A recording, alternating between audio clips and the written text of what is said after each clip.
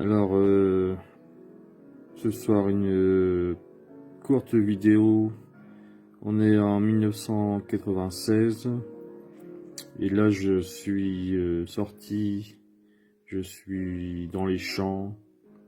J'ai bien regardé Van Gogh. Et pour la première fois, sans avoir pris de cours de perspective ni quoi que ce soit, je me lance dans le paysage. Alors, étant donné que le ciel est bleu, eh bien la peinture est bleue dans le ciel du tableau, et les champs sont jaunes, c'est bien connu, ou alors, s'ils ne sont pas jaunes, ils sont verts, n'est-ce pas? Au loin, tout là-bas, une église, c'est Bettencourt. Donc là, c'est le premier contact avec l'extérieur, avec le monde extérieur. C'est assez, c'est assez, c'est assez brutal. Le ciel est assez violent. Le ciel se distingue pas des champs finalement. Et à ce moment-là, je suis très satisfait de ce gribouillage à ce moment-là. Alors, celui-ci, on l'a vu, je passe dessus.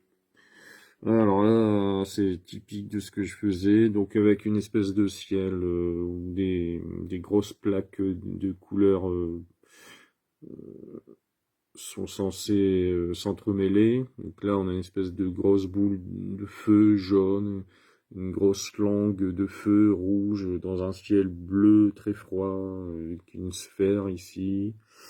Et puis là, on retrouve un arrière-plan, une espèce de paysage avec une espèce de maison. On voit à l'intérieur de la maison. Donc la maison ne serait donc qu'une façade. Et puis il y a un œil de bœuf qui se trouve en bas du mur. Une cheminée, deux espèces de fenêtres. Mais en fait, cette maison est en équilibre sur un chemin, sur une branche géante. Bon, ami psychanalyste, bonsoir. Ici, on a toujours cette bande d'eau qui là plutôt une bande d'eau de sang. Enfin, il y a une rivière, comme c'est toujours le baptême du Christ. Hein. Et puis là, on a la mort qui est planquée derrière un tronc d'arbre. Et en fait, ce tronc d'arbre est une potence.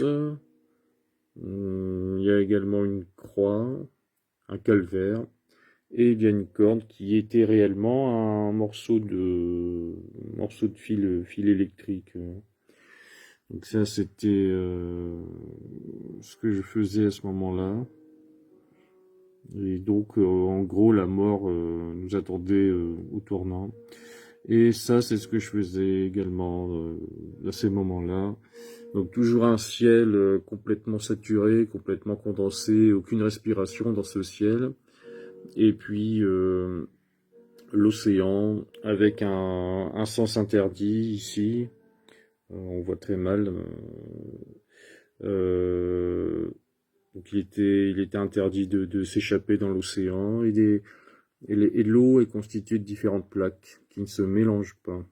Et il y a des pseudo-falaises. Et au tout premier plan, pour donner l'impression de profondeur, j'avais réalisé une espèce d'arbre. Bon, c'était mes premières idées. Voilà, donc ça c'est ce que je fais. Il y a une tempête qui s'annonce là-bas. C'est un tableau très froid. Et puis ici on a un portrait de Gauguin, d'après un autoportrait de Gauguin. Je pense que là on est en 97 ou 98. Donc les mêmes choses, on est encore des couleurs pures. Ici on a des lacs de des arcs en lac de Garance foncé, mais on a l'impression que c'est noir. C'est totalement saturé. C'est complètement saturé. Tout est saturé. Toutes les couleurs étaient saturées. Je désaturais pas du tout. C'est parce que je me rendais pas compte de l'effet que ça faisait. Parce que j'étais encore toujours trop collé à l'idée. À l'idée des choses et non pas aux choses.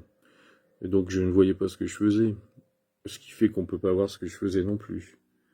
Moi, là, en voyant mes tableaux, je me souviens de ce que je voulais faire. Et je vois maintenant que je ne faisais pas. À l'époque, je croyais que je le faisais. Donc voilà, rapidement, 95, 96, sûrement 97. Alors peut-être 98 pour ce tableau. 95, 65-54 cm de mémoire. Ou peut-être un peu plus grand. Un peu plus grand, ouais. C'est pas un 15, ça doit être un 20. Voilà. Merci aux quelques personnes qui s'intéressent à ce parcours qui a débuté il y a 30 ans.